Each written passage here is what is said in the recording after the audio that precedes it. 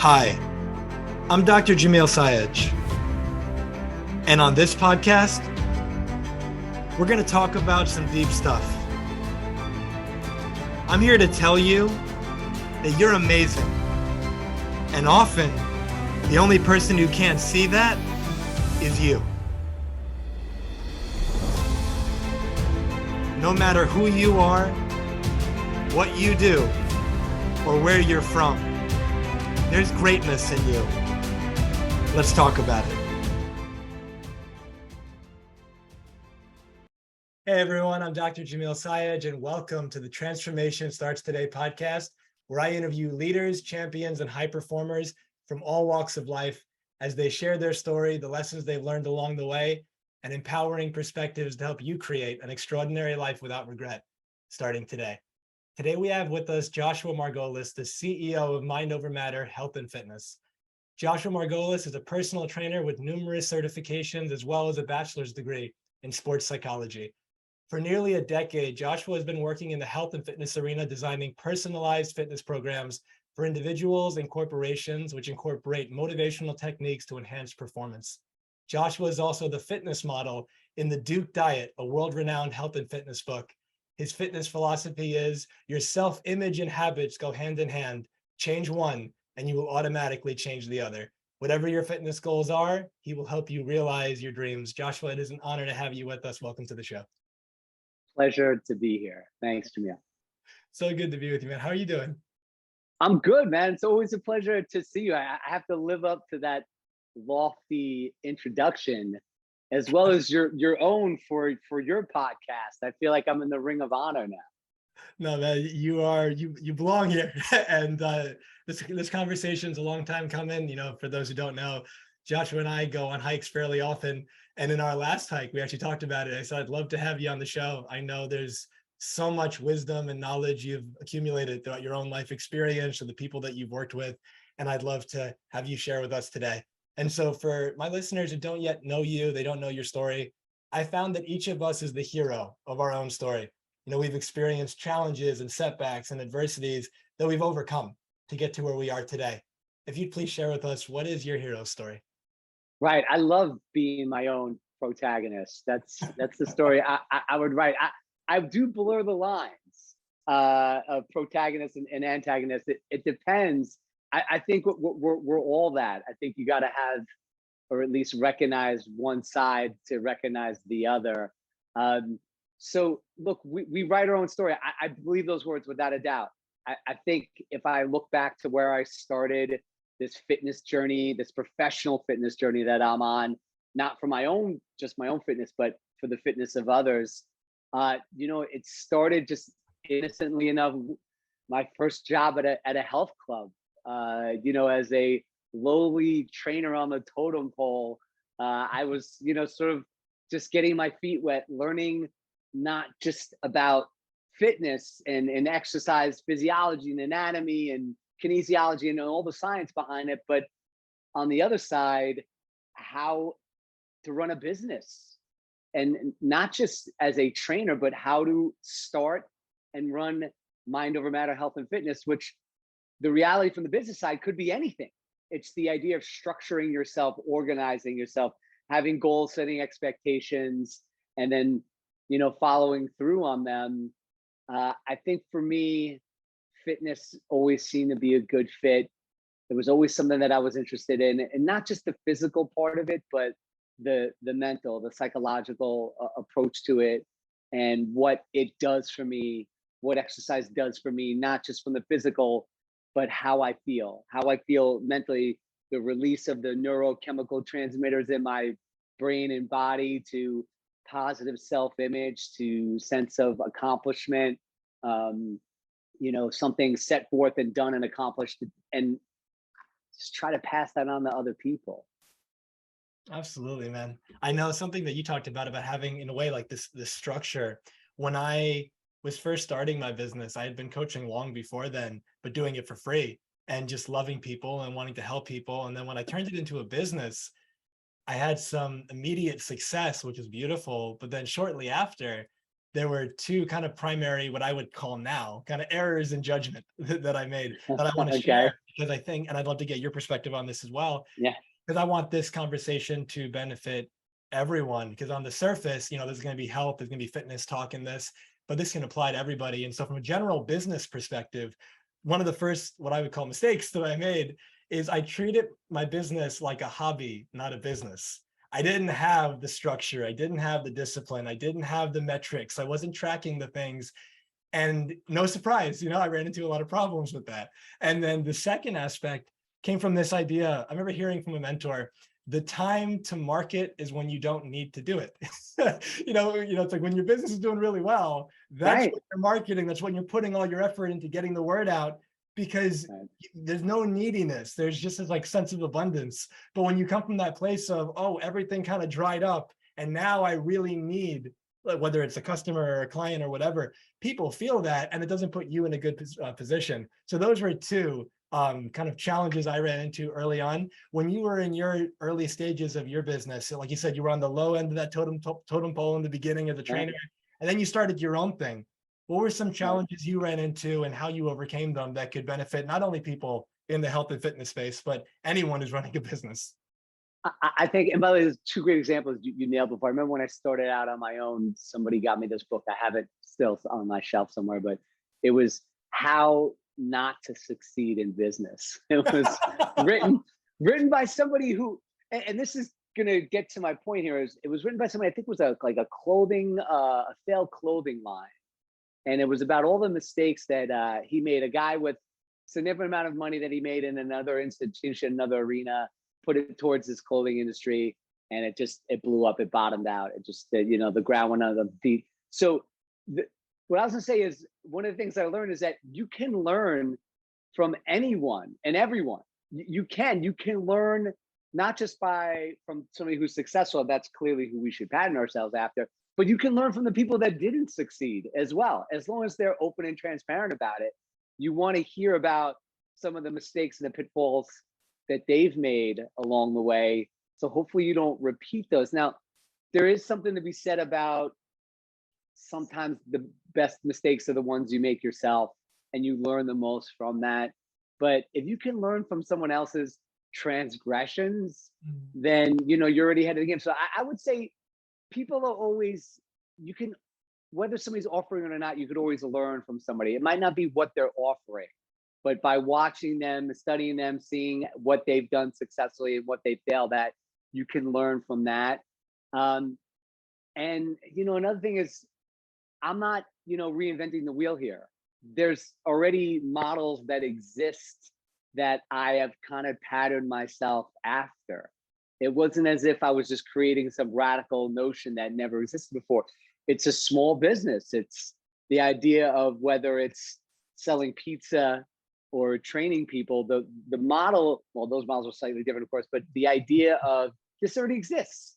I'm not reinventing the wheel here. So I read a lot of those books, like things about the E-Myth, Who Moved My Cheese, all these different books. I think there's some redundancy to it, but there's a reason why there's redundancy, because some things are fact, as the kids say, #facts. And you cannot change that as much as you want to. Certain things you need to follow lock, stock, and barrel. I think the creativity could come in the service itself. But the way it's packaged, I think there's so many existing examples out there of what is successful. The idea is to find one that you can identify and resonate with and use that. Yeah, something you said reminded me of a quote. It's learn from the mistakes of others, because you're never going to live long enough to make them all yourself. Good. I like that one. Also, like, kind of neither would you want to, right? Like, why would you want to make all of the mistakes? But like you said, I agree that there is a power to when you made it and it was significant enough for you that you learned the lesson and it sticks with you. I think that's why very often it's probably one of the reasons why we don't typically learn from the mistakes of others, because there's no kind of emotional trauma or challenge associated to it for us. It was for the other person. And so just like there's something in psychology called a significant emotional event, where you might have an experience that you might deem as a trauma, and that's why it really landed for you. It was significant for you. So in that same kind of way, somebody else's significant emotional event led to this immense learning. Then they share it with you, but you didn't have the significant emotional event. So you may or may not grab a hold of that lesson and apply it as if you did have that experience. But yeah, either way, I know that we started by saying, you are the CEO of Mind Over Matter Health and Fitness. Can you please share with us what is that and how Right. you assist people with that? Right. So let's start with that. Mind Over Matter is a fitness platform. It's works in two different fashions. One way is virtual and the other is in person. So we do one-on-one, predominantly one-on-one training sessions, whether that's personal training, Pilates, yoga, other outside the box disciplines, maybe kickboxing, boxing. We have a former triathlete on staff, to mind body disciplines, meditation, Tai Chi, Qigong. We're sort of a one-stop and shop fitness service. I have a diverse team of fitness professionals that enable me to do this. So if somebody comes in and they want a personal training workout, we could set them up with one of our finest. They want a yoga, if they want a Pilates session, if they want to box, if they want to meditate, if they're training for a race, if whatever it is, my job is to be what I call myself the fitness matchmaker, to find somebody's fitness match. We all have a match out there in our personal lives. You have a fitness match for yourself as well. We could circle back to that. So we do that one-to-one virtually in 30-minute increments. I'm not a believer in a virtual 60-minute workout. I think it's extraneous. I think people lose attention and focus. And I think there's a sort of the law of diminished returns. You get to a certain point, you're not doing any good for your body anymore. In fact, you could be doing detrimental service to it. So virtually, we can be anywhere and everywhere. I was last week in Malaysia, albeit virtually. This summer, I've been in Spain, Italy, France. I regularly have a client in Hawaii, Texas, Florida. So I can be anywhere that the signal takes me. And that tends to be for people who have a busy lifestyle. Let's be honest here, we have to know who we are. Some people don't have an hour that they can work out. An hour seems daunting, but they have 30 minutes. And the reason we can do this is we have a simple philosophy. Your body is the best piece of equipment you'll ever need. So when we work out with people in person, same theory applies. We could see them in their apartments. We could see them out in the park. We could see them where the trainer shows up with some bands or maybe a medicine ball or some equipment on their back. And we use the natural surroundings as the gym, whether it's a tree or a bench or a rock or a hill, or we use Mother Nature as our gym, as our workout. So those are the two sort of institutions or the two fashions that we train in, predominantly one-on-one, the occasional class. And we have, a lot of different specialties depending on what that person's looking for. Yeah, I'd imagine, especially over the last several years during the pandemic, that shifting into a virtual space, first and foremost, from a business perspective, was probably fantastic, but also from just a health and convenience kind of perspective, a lot of people might have been afraid to go out into a gym if it was even open, or to even meet up, let's say as a group in a park or something like that, when people were distancing. But as it relates to what have you found to be the benefits of working out virtually opposed to doing it in person? And what have been maybe some of the things that you've learned along the way that some people might think, oh, it's a virtual workout, maybe it won't be as good, but this is what you've done to kind of remedy that? Yeah, I think it's like with anything else, right? We come into a situation with, preconceived expectations and notions about what something is based on our own experience or based on, again, like just hearsay or perception. And normally, more times than not, it's not true. The virtual workout works simply because, and like I said, there's no secret here. Exercise and getting results is about consistency. Boring, I know, nobody wants to hear it. It's so dull. It is. And look, that's like anything else, Jamil, right? It's like anything else in life. You got to be consistent at it before you can be good at it. Very few of us have a skill where we just pick something up and we are great at it. And by the way, if you're one of those people, God bless you. Everybody else hates you because you can do this like without any practice. So most of us have to work hard. So here's why the virtual workout works. It's the consistency of it. I would say my virtual clients 10 out of 10 times make the workout, because if you're canceling a virtual workout, you got to have one hell of an excuse. There is no reason to cancel. You wake up, you can work out. Things that happen in life that tend to derail you from exercise aren't happening with a virtual workout. And then also, sometimes when you have to reschedule a virtual workout, it's so much easier. When you have to reschedule an in-person workout, now you're rescheduling for 2 people, because the trainer has to reschedule too. So it's the amount of time that you can do it is less. So with the virtual workouts, they're almost guaranteed. People who go on vacation, as I said before, I was in Malaysia last week. You have no reason to cancel. And don't look at going on vacation as getting away from workout. That's a different mindset. We can talk about that later. People who are traveling for business, we don't need equipment. You could set me up in the hotel room. People that are away with family, they're out, at the beach somewhere. I did a workout at Long Beach the other day where I set up my tablet, and this guy was down in Miami, set up his on the beach. So the reasons that most people give for missing exercise, they kind of shrivel up, they shrink. There's not much left to them. And as we know, there's a lot of reasons. If you're looking for a reason not to work out, you don't have to look far. It's right there in front of you. So I would say that's one advantage. You get the consistency of it. And there is accountability of it as well. People think it's the opposite, that I won't have the accountability. But let's be realists here, okay? We have a 24-hour cancellation policy. You're paying for that workout. So, hey, you can miss it, but if you keep seeing that Venmo account being deleted, you might change your mind.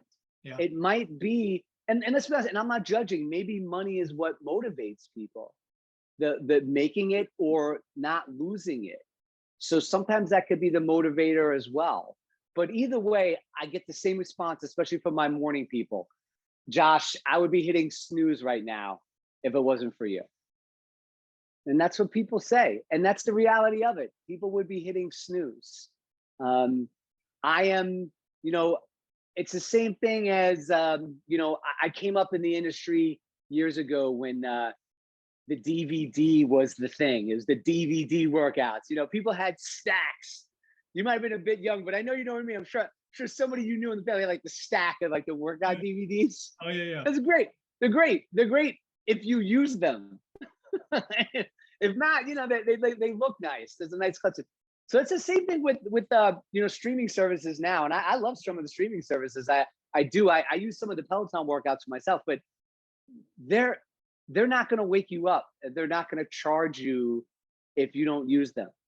So you don't have the same accountability to them. And that's sort of what we bring is accountability. That's really what it is. I think it's really good to spend a moment or two just delving into that, because I think that just like, let's say somebody has a friend who maybe lives in the neighborhood, and you're going to wake up in the morning, go for a walk together, you're going to go for a run together, or you both go to the same gym and you're going to work out together, and they say, I'll meet you there like Wednesday at this time. Yeah. Well, if you wake up and you don't have someone like that, it's easy to kind of be like that person you said, hit the snooze button, go back to sleep, or I don't feel like it today. But sometimes you don't feel like it, but just the knowledge that if I don't show up on the corner of that street at 6:30 in the morning, my friend's going to be standing there by him or herself waiting for me. And so just that gets you out of bed. In that same way, like you said, I had some of those fitness DVDs. And like you said, just having that fitness DVD, but it's just there and you have access. You can use it whenever you want. It sounds great, but it also is like detrimental because you can use it whenever you want. So you don't have to use it now. And so when you fall into that category of, oh, wait, I've got this, let's say, virtual workout for the next 30 minutes scheduled with Joshua and his team. And if I just don't show up, it's the equivalent of my friend is just kind of waiting for me, but it's even more intense. I also paid for it. And so I have money on the line. I gave my word that I'd be there. Like all that's going into it too. And I think that accountability and just raising that standard that people hold themselves to is just such a game changer. as well as the accountability and consistency component.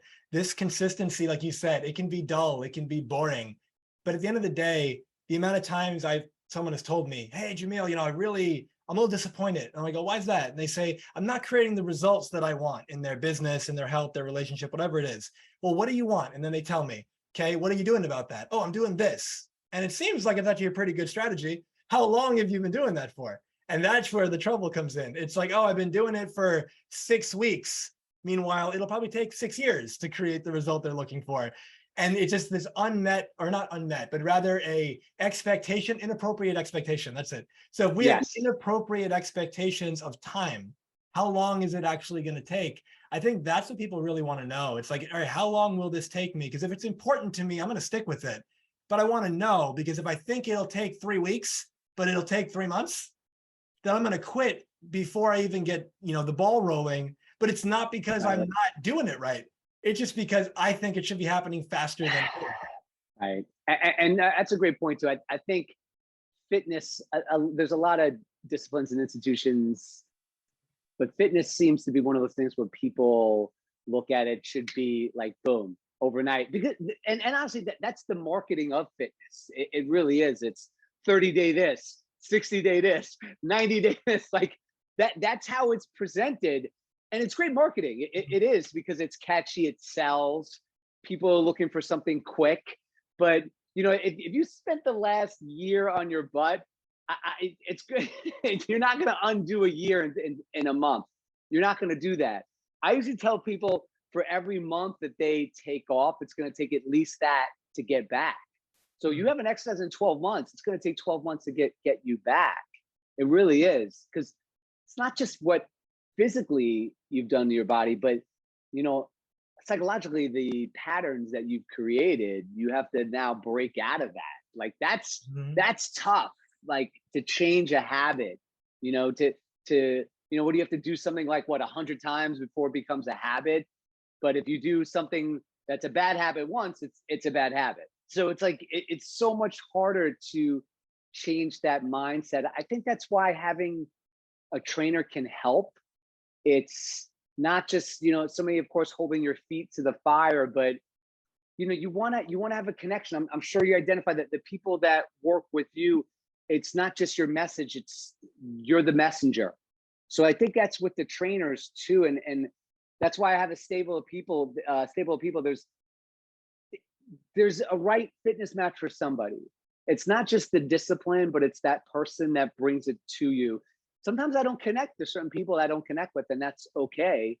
Maybe there's somebody on my team that is better served connecting with that individual. Maybe shared life experience. Maybe having something in common. I think the person is as vital as the discipline itself. I always give the analogy of that class that we took in college, that maybe we didn't like the class, but we just fell in love with the instructor. And like, okay, I don't know why I took agricultural sciences when I was back in college, but I remember that teacher and I was like, wow, I love this class. I love coming to class, because the teacher I connected with and resonated with, he made the material come to life, So I think it's the same with fitness. It's finding that person that can make it engaging and interesting and fun. You want to enjoy what you're doing. You don't want to do it just because you have to, and I think, maybe you start out that way, and a lot of people come to that point in their life where like, oh my God, I got to do something. And sometimes that can be the wake up call, but eventually if you do it just because you have to, it's not going to last. It's just, you're going to be like this, right? You're going to be like one of those people that, hey, I dropped those 20 pounds, and then 6 months, oh, hey, I gained back those 20 and plus 10 or something like that. So, yeah, this idea of it being engaging and fun, I think, is so crucial. Before I went full-time into the coaching, back when I was practicing medicine, I remember speaking with patients, and they would often share with me, doc, I want to work out, but I hate going to the gym.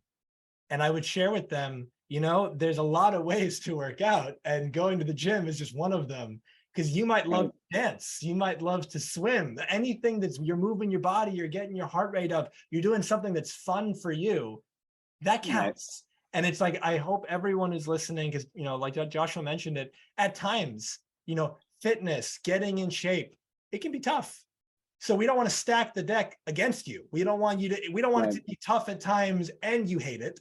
We want you to do something that is enjoyable. And if you can partner with someone like a trainer that on top of you enjoying it, you actually like it, that will like the person, that's even better. Right.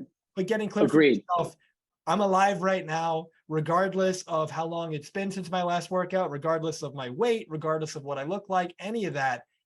I have the power to step into a new version of me starting right now, because our lives are created by the decisions that we make moment by moment by moment. And everyone listening, Right. it's not too late. No matter how old you are right now, you're listening, even if it's just, I'm going to go for a walk. I'm just going to stand up and then sit down like 4 or 5 Yeah. times. People have told me over the years, it's like, oh yeah, I didn't do my workout. Oh, why is that? I couldn't go to the gym. And they were telling me this, clients of mine, like during COVID, when I was doing all my workouts at home, and they were saying Right. I couldn't go to the gym. It's like, yeah, but can you drop on the floor and do some push-ups? Or could you just Right. do some squats? Could you go for a walk around the block? And there's no judgment around it. It's coming from that Right. space of notice where we stack the conditions kind of against us. I can't blank because blank. So now you're coming up with all the reasons why it won't work and why you can't do it, versus being creative and committed to say, okay, my commitment is to doing the workout, whatever that is. And my normal way of doing that, the vehicle, let's say, is the gym with the trainer and all that. But right now, maybe that's not available to me for whatever the reason.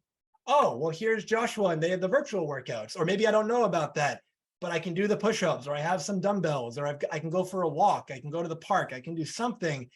If you're committed, as the old expression goes, if you're committed, you find a way. If you're not, you find the excuse.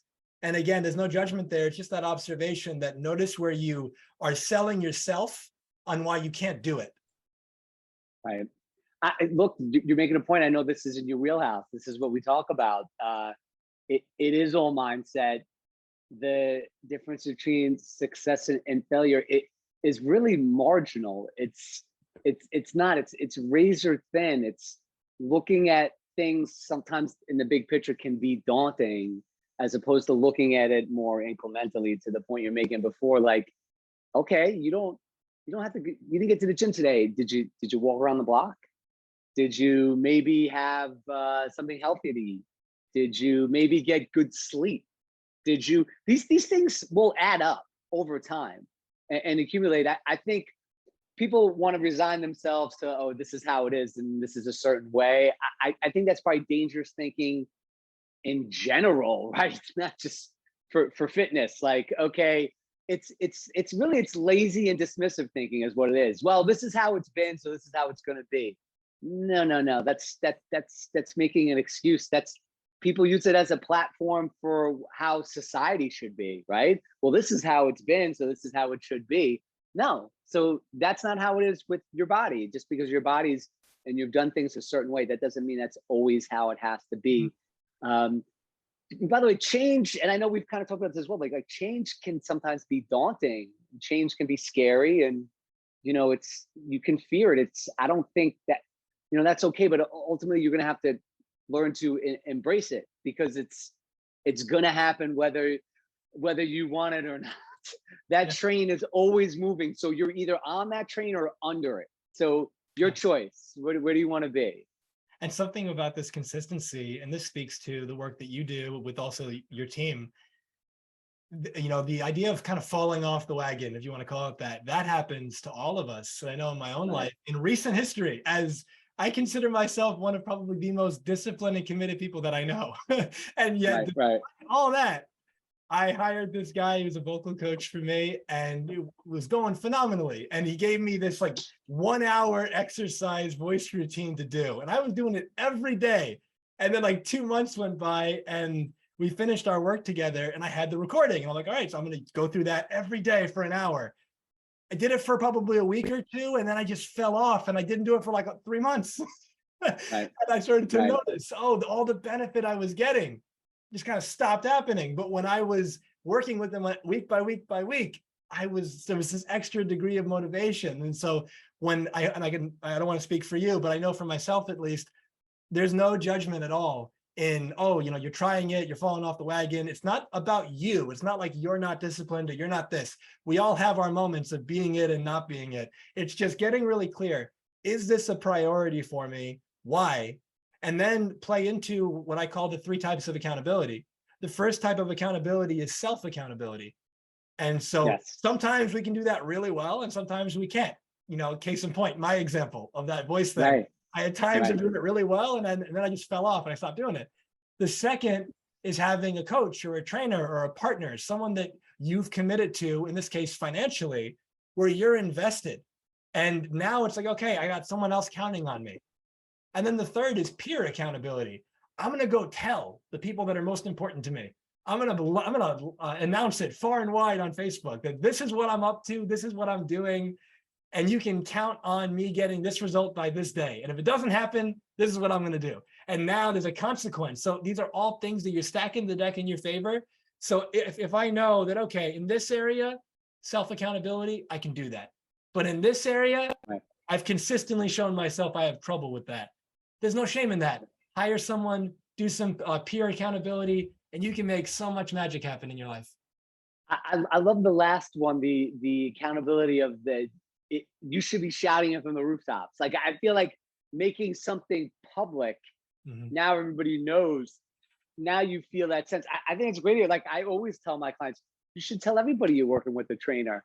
Like, oh, I don't want to let everybody know until I start losing weight. I'm like, no. Tell them now.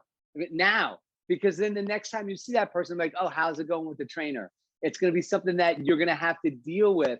It's like any other issue, or if something's a problem, you keep it in. That's not how you solve it. You open it up. Everyone knows now. You're forced to deal with it. So it's the same thing with fitness. It's like, don't keep it in. Get it out there. Let people know either that you're starting to exercise, or maybe you're working with a trainer, or you're looking to work with a trainer. I think it just comes up more in conversation, and then it lends itself some accountability. And then there's such a thing as, positive peer pressure. Yeah. Let's use it in a positive way. It's like, I think you could, instead of don't looking at it in a negative fashion, use it positively. It's positive peer pressure. Yeah, and I think that the last probably 5 or 10 minutes, we've really flushed this out. But in case there's anything more to add, can you share with us, why did you decide to name your business Mind Over Matter? And what does that mean to you? And how did you arrive at that? Yeah. It's funny. Look, it's a cliche is what it is. It's what it comes down to. And I have no problem admitting that I love cliches. I do, because what's the expression? It's a cliche because it's true. Yeah. So we say these things repeatedly, and I find myself sometimes, and I say to my clients, I hope I'm not a broken record, because I find myself saying the same cliches over and over. Mind over matter is a cliche. It certainly is. It's simplistic. It's easy to interpret, and it's easy to understand. Okay. So mind, yes, you have the power over your body. In most instances, obviously there's extreme cases where we don't have this ability to do that. Those are different instances. But, my background is sports psychology. That's sort of how I got into this. I always, this is when I was right out of college, work with collegiate athletes, helping them with like visualization techniques and ways to improve their performance. Nothing physical related, nothing fitness related, all mind related. And that was sort of where I thought really I was going to head in that direction. But I started going more into the general fitness area. I got more of my certifications from these organizations, NASM, ACE. These are all certifying organizations for fitness. And I chose, though, to use the same philosophies that I did with these collegiate athletes for everyday people. If it's good enough for multi-million-dollar athletes, then it's good enough for everyday people. If it's good enough for people whose bodies are worth $30 million a year, and then it's good enough for you. So it's about adapting yourself, focusing on, and again, all the cliches, it's 90% mental. The mind is the most powerful muscle. Everything from the neck up, all these things, they ring true. Because we look at the top tier, right? Professional athletes. The difference between those people are so slim, between those that are successful in their sport and those that are not. All these men and women are just so physically gifted. We're talking about 0.0001% of the population. What differentiates the ones that are successful versus the ones that just get into the league? Their talent is nominal, the nominal difference between it, but it's mindset, it's approach. So it's the same thing in general fitness. It's your approach, how you look at it, how you identify with it. And if you're able to make it a part of your day-to-day life, putting this part first, being conscious in the workout, not just following a routine, not just reading off of a checklist or watching a video, checking in with yourself. How do I feel? How do I feel in this moment? How do I feel when I'm done? What was it that made me feel so good? Like you want to be cognizant, you want to be present in that moment. So all this involves the mind, and it just seemed like a natural, fit for a name. Yeah. So we had to go Mind Over Matter NYC because there's a Mind Over Matter out there. We couldn't get the copyright to it. It's another fitness company. Obviously, again, like I said in the beginning, I'm not reinventing the wheel. Somebody already had that idea. So we had to go Mind Over Matter NYC. And there's also this idea of adding to the point of consistency. You talked about mindset. I have found that one of a hack, if you want to call it that, a way to drive that consistency, that motivation, that desire to keep doing what you're doing in terms of a health and fitness routine so much deeper into your very being, is get clear on who else benefits outside of just you. When we can expand it from it's only me, nobody will know, all that kind of stuff if I stop doing it, to Right. I've got children, let's say, or I want to have children, or I've got a partner, or I've got my parent, whoever it is that's counting on me from my own perspective. I don't want to let them down. So I'm going to work really hard. And I remember I've had friends, colleagues and clients who had, kids that were younger than 5, 10 years old. And when you think about why they do what they do, despite it being hard and challenging and difficult, they persevere because they say, my mom or my dad passed away because of health reasons when I was young. I don't want that to happen to my kids. I want to be there to walk my son or my daughter down the aisle. Like I want to do these things.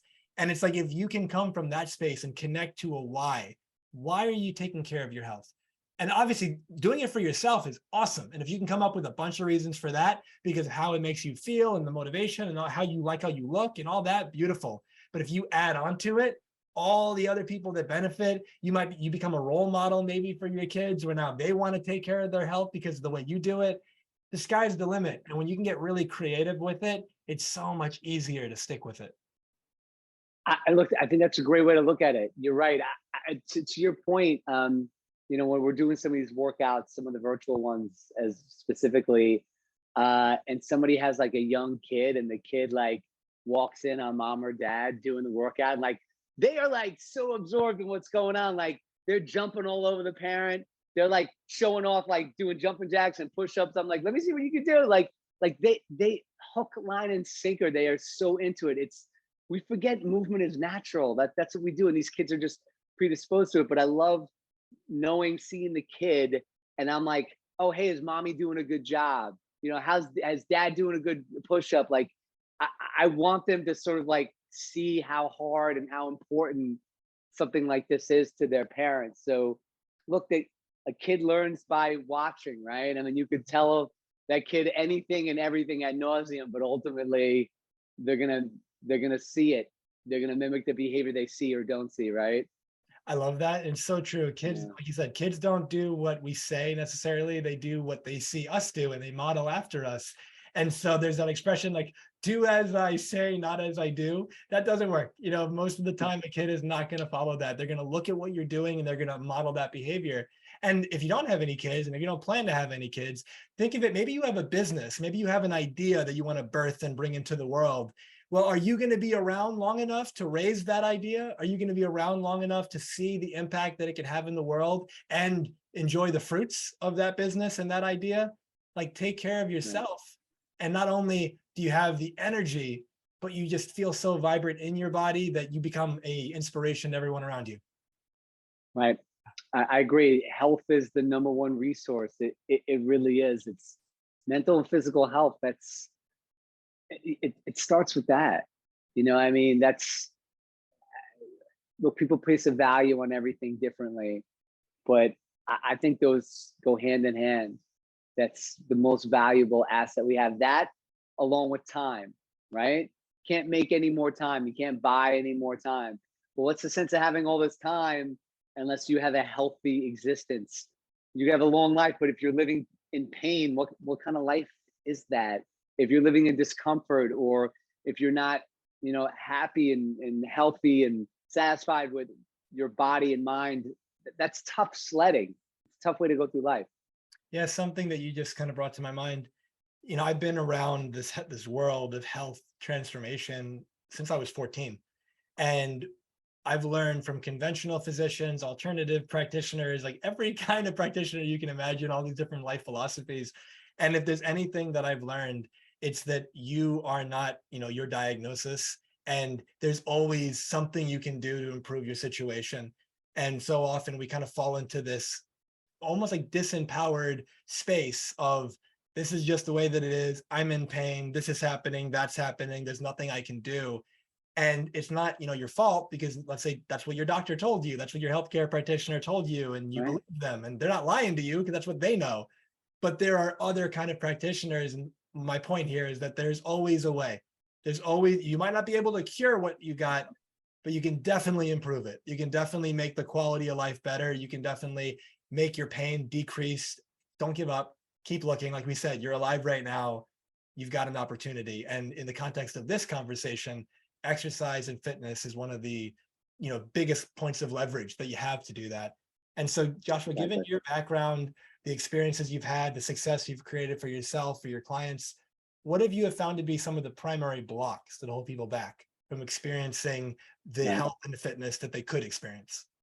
Right. I think, and where we've been touching on it, this conversation, you can't, you don't dwell on the past. Don't dwell on what hasn't worked, because there's a lot of that.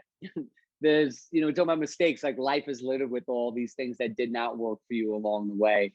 I think you should draw from that. You should say, okay, I know what doesn't work for me. Like, use it as a positive. Don't use it as a negative. So these experiences you have that maybe are defining who you are, try to draw more of the positive on it. I'd say other things is go outside your comfort zone, right? Maybe try something different that you never thought you'd be into. Maybe you never thought you'd be into yoga, or maybe you never thought you'd be into Pilates, or if you do yoga and Pilates, maybe you thought you'd never get into boxing. Maybe you thought, look, the worst case scenario is you do it and you don't like it. That's all. Nothing bad's going to happen. You're not going to injure yourself, not going to hurt yourself. You do it, you don't like it. Maybe you're somebody who, you never felt like you had the athleticism to play a competitive sport. I always tell my clients, like, the worse you are at a sport, the harder you have to work at it. Therefore, the more energy and more calories you're burning to do it. So it's a better workout. If you're bad at tennis, you're running all over the court. It's a great workout. Like, look at it as the glass half full. Another cliche, but yes, look at it that way. Look at it in a more positive way. So I would say, don't let what hasn't worked for you or your failures define you. You can start over at any point. And like I said, have something that maybe you go outside your comfort zone. Maybe you try something a little bit different than what you've been used to doing in the past, because most people that see me, what they've been doing in the past has not been working for them. That's why they're seeing you, right? Right. This is why. It's just a personal story that I think could really help at least one person who's listening. You talked about not letting your past, and failures, mistakes, whatever somebody might want to label it as, but not letting your past dictate your future. And so years ago, when I went to medical school in Arizona, I was there for 5 years. And I think in my third year might have been second, but I'm pretty sure my third year, I was in an indoor rock climbing gym. And I was starting to get into that sport. And I had some friends that were far better than I was at it. And I went with two of them. And they may be listening, and so they know the story. And so they both climb the wall, and it's called bouldering. There's no harness or anything. Sure, right, of course. And if you fall, you fall, and you land on some mat, hopefully in a safe way. and I wasn't as fortunate, and I dislocated my right shoulder. And, in the moment, I kind of made this internal, if you want to call it a commitment, like a declaration. I'm never doing that again. Like, I'm never allowing that to happen. Fast forward 1 month ago, or 2 months ago, I went to Arizona, visit some friends. I did an energy healing training over there. And while I'm there, first day, I just landed. I'm getting ready to get my rent-a-car, drive to my friend's house where I'm staying. And they say, hey, a whole group of us, we're going rock climbing tonight. Do you want to come? And immediately, it's like it's been 3 or 4 years since the dislocation. My shoulder's back to normal. And the thought is, hell no, I don't want to do that. Right. And then I thought, you know what? It's been a while. Like, I can do it safer. Like, there's a reason why it happened before. And I said, all right, I'll be there. So I go. I have a harness this time, but I go, and it's a 50-foot wall, and it's my turn to go. And I start climbing up, and I'm only probably 5 feet up, and I'm already starting to get nervous and scared, not because I'm high, but because I'm afraid if I go any higher, that thing might happen again, right? And I said, like you said, I stopped myself, I breathed through it. I said, all right, like, I'm not going to live my life of what was. I'm not going to come from fear. So I broke through that, and I had a really good time that night. And when I came back to New York, I said, you know what? I want to get back into including some more hobbies into my life. I wonder if there's a rock climbing gym somewhat near me. I found a gym that's within less than 20 minutes from my house. I've been going there for 3 weeks now, like 3 times a week. And it has been such a fun experience and getting better and better each time. And I bring it up because that's something that if I look at it through a certain lens, that was a negative aspect of my past that I could have robbed myself from the wonderful experiences I've had over the last 3 weeks, the people that I've met in that gym that have been really cool, the future friends I'm going to meet there, so on and so forth. So regardless of what's happened in the past, regardless of what didn't work for you, like I often tell people when they tell me I tried that and it didn't work, I'll tell them, it's not that it didn't work, it's that the way you did it didn't work. Didn't work. And when you realize it that way, because it works for some people, so it can't be that it doesn't work. Right. You worked it. That's a great way to put it. You're right. It's not that it didn't work right. It's the way you did. I have that conversation plenty of times. Clients always ask me, we're talking about like different people go to the gym, different cardiovascular pieces of equipment. And they're like, oh, I can never get a good workout on an elliptical, or I can never. I'm like, no. That's an inanimate object. It's a machine. It's not the machine. it's you on the machine. Don't blame the machine. So it's the same thing. It's the same thing.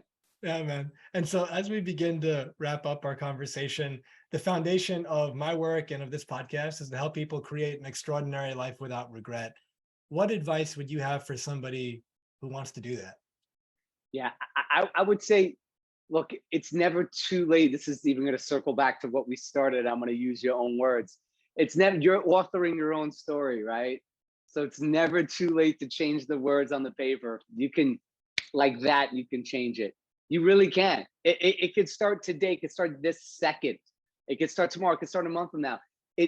Nothing is written except what has happened already. That's all. That's up until that moment. Nothing else has yet been written. So every moment you have that opportunity to do that. You have that opportunity to create your own, follow your vision, create your own self, create your story. You just reminded me of, there's 2 people that come to mind. Unfortunately, I don't remember their names, but there is this woman, she's African-American woman. I think she's like 72 or 73, at least when I saw the story, which might've been a couple of years ago. She's a bodybuilder. And you may know who I'm talking about, but there's a picture of her, and I saw it on Instagram years ago, and it was her side by side with this other lady who was also like 72, 73, but she wasn't taking care of herself physically from an exercise perspective. Now, exercise, like some people who are listening probably know far more than I do about this, but exercise not only is good for the body and you have a mood boost that comes with it, but it increases something called BDNF, brain-derived neurotrophic factor. You're enhancing your brain health, your cognitive function, your alertness, focus, all that, decreasing anxiety, promoting well-being. All this wonderful stuff happens when you exercise. And so often we come up with the excuses of why we can't. I'm too old for that. And then you see this lady, 71, 75, whatever she was, around that age. And the lady looks bigger than some guys that I know. and you see her and you say, wow, like that's so inspiring. And in that photo that I saw, the side-by-side comparison of the two women in their 70s, it basically said, both of these women are 72, 73, whatever it was, you know, which one do you choose to kind of model yourself after? Because they're both different stories about, one says, of course I can do this. Of course it's a priority. Of course I got to make it happen. And the other one's like, oh, I'm too old for that. It hurts. I can't do that. But like we said, there's always a way to fit your own situation and your own current kind of body situation, certain pain, certain joint issues, all that, whatever, to making it work for you. And so the first part of just, it's never too late. And the second thought was this guy, he's 100, I think he's 104 at the time. And he was an Indian guy, 104 years old, and he ran the New York City Marathon. Get out. And there's a video of, insane. I saw the picture, it's him and some of his people around him, 104, skinny dude. And he did it in like 6 hours, or it's like 5 hours, something like that.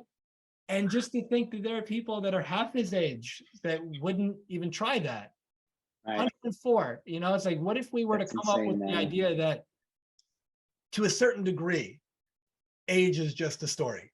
It's just a number. Yes, it's true that the 104-year-old guy is not going to win the New York City Marathon. Yes. When he's competing against like an 18 or a 25-year-old. Right. But he can do it. Now, granted, obviously, everyone's situation is different, but where are you buying into the story of why you can't do what you would like to do? And what if, like Joshua said, you allow your past to be your past and you say, if I had no limitations, what would I want to do? What would be fun? What could be exciting? And from that space, you make it happen however you can. So maybe you're like, oh, you know, I'd love to run, but my knees and my joints and I can't do that. Then swim. It's like there's always something that you're able There's something else to make it happen. Agreed. And so similar, potentially similar to the previous question I asked you, but I always love to ask this question toward the end. If you were in your final moments and this was your last opportunity to share anything that's on your heart, that's on your mind, to help the people who are listening, what would you want to make sure you leave them with? Yeah, to be completely transparent, I think because of what I do for a living, that doesn't define who I am in my entirety. I have the same fears and insecurities as it pertains to fitness as my own clients. I'm not some Superman because I am a trainer. I am not this like athletically gifted individual because this is what I do. I have the same, you know, issues that other people face. I have injuries. I have surgeries.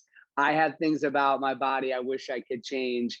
I have my own physical ailments that I'm always trying to learn more about and educate myself on further so I can get past them. I'm in the same boat as everybody else. Just because I'm telling you all this stuff does not mean I don't have to go through these own experiences just like everybody else, because I do. Beautiful. Thank you for sharing that. And I hope that through what Joshua shared, what I shared, like these different stories that, you know, we go through it too. And yet, you know, we help people with this stuff. It's like nobody is this kind of being of perfection, at least in the physical sense, that doesn't deal with any challenges, any ups and downs, any problems, any insecurities, any fears. We all have that, but it's, do you live there? And do you let that stop you? And when we realize it's like, no, I'm not going to choose that, then what will you choose? And then you get clear on that and you go do it. And so what would you say is either the biggest risk that you've taken or a decision that you've made that you're deeply grateful for, and why? Maybe something that really shaped your life up until this point. Right. Well, I would say from a business standpoint, you know, it's amazing what you become capable of when you're forced into a corner. And I know pandemic affected everybody differently, but you know, next to restaurants, gyms got hit the hardest. My whole business model was not viable anymore. You know, it wasn't. Things are starting to get back to the way they were, but they're never going to be really the way they were completely. That's fine. But, you know, trying something that I used to be vehemently against was the virtual workout. I'm like, virtual workout? I used to joke that takes the personal out of personal training. I used to say, there's no way I'm going to do that. Why would I do that? I need to be hands-on. I need to be in person. And all of a sudden, this speaks to everything we just talked about, Jamil. It's like, I just like identified myself my entire life as a certain way. And now I'm forced to re-examine that. And like, maybe it doesn't have to work that way. Maybe it can work a different way. Maybe I can try this way, even though with every being of me, I was against it. I think it takes a lot in any walk of life to swallow that and say, you know what, maybe I was wrong about this. Maybe I was ignorant about this. Maybe I didn't look at it the right way. That takes a lot. You got to swallow a lot of pride to do that. And I think that's, something I feel fortunate that I had maybe the humility to do as such, and to maybe re-examine and admit that maybe I was wrong. I was wrong about something. And, it's not too late to change your mind. Yeah, that's such a beautiful answer. And I would hope that everyone listening knows that you also have within you, at least as a possibility, even if you haven't chosen it up until this point, the humility and the courage to make that same decision. Because if you're so certain that life going forward is going to be a certain way because how it was in the past, then in a way you kind of have one future. But if you allow the past to be the past and you recognize going forward, it could be kind of anything. Now you have all of these options to choose from. And it's like, what is it that you really want? And so what is it now currently that you're working on that's exciting you? Right. So we're based, look, we're all around because we're virtual, but we're based in New York City. So a big target that we're trying to follow more through on, and we have to some extent developed relationships with hotels.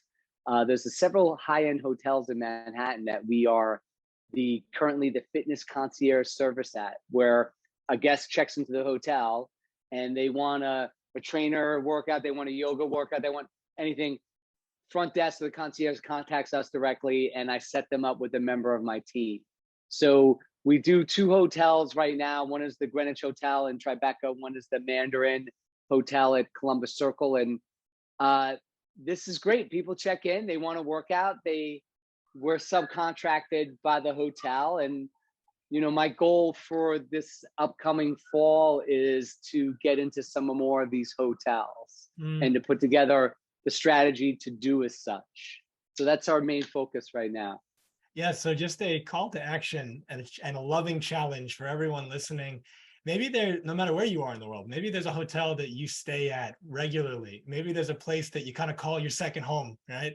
And maybe their exercise, the services they provide isn't up to, your standard. Maybe you can, if you really resonated with Joshua and what he does, maybe you can find a way to connect those two. So now he wins, you win, the hotel wins, the world's a better place. Yeah, that's And right. so, That's right. Joshua, how can our listeners connect with you if they want to work with you, if they want to learn more, if they want to just keep in touch? Sure. No, definitely. Our best vehicle is the website. We're Mind Over Matter NYC. You can check us out on social media, Instagram, Facebook, Mind Over Matter NYC. But the website, you can go on there. You can set up a 15-minute consultation, complimentary with myself, just to try to get an idea of like setting up a direction of what you want to do from a fitness standpoint. Again, another cliche, the hardest part is just getting started. That's the hardest part. You take that step. Once we connect, then we can figure out a strategy for you going forward. Fantastic. Now, just to be clear, that's mindovermatternyc.com? Yep, correct. And I'll have all the links to everything Joshua just said in the show notes, so you can click them and they're easy to find. If you enjoyed our conversation, it would really mean a lot if you left a review, whether it's on Apple or Spotify or a YouTube comment. Share this with at least one person that you know would benefit. It really goes a long way. And subscribe so you get updated as new episodes come out. Joshua, is there anything you'd like to say before we close? I pretty much said everything I had to say, but thanks for having me again. I really appreciate it. Absolutely, man. Thank you so much for being with us and for taking the time and so generously giving of your own life experience. Like I said in the beginning, my life's purpose is to help leaders, champions, and high performers to experience more happiness, peace, and fulfillment as they create an extraordinary life without regret.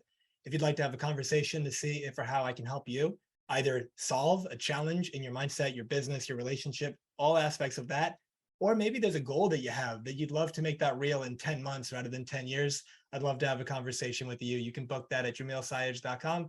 And if you're looking for blogs, videos, content, other podcast episodes, you can find all that on my Instagram and Facebook at Dr. Jamil Sayaj on Instagram, and Facebook is just Jamil Sayaj. I'll also have that in the show notes as well as everything Joshua shared. Thank you again so much, Joshua, for being with us. For our listeners, thank you for your time, your attention, your energy. Like I say over and over again to you, it's the greatest gifts you can give anyone, and you're giving it to us right now, and I deeply appreciate that. Please listen to what we talked about, take notes, apply. Like Joshua said right then and there at the end, the hardest part is getting started. But once you do, it's like that snowball metaphor. The snowball starts really small, and then it grows bigger and bigger and bigger. And before you know it, you're loving your exercise, you're seeing dramatic improvements in your mind and in your body, and life is completely different. And when do you get started? Right now. Create a meaningful day. All my love. Bye-bye. Thank you for being with us today. If this conversation served you, it would mean a lot if you left a review and shared this with anyone who may benefit. An extraordinary life without regret is available to you now. Choose it. It's your time.